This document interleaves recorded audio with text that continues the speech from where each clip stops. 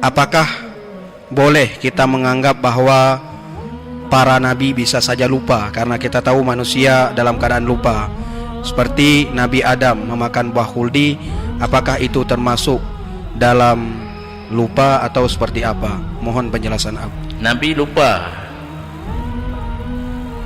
natingan, saboh yang harus pada Nabi bersifat dengan sifat kemanusiaan, mengkawin, makan, dua mua je. Tetapi dua Nabi hana berkelanjutan kan lagi dua katanya. Dua Nabi nak tahu pingan, na malaikat, dan harus tanya dupu jin Nabi kata mau Islam, jin katanya hana ada mau Islam.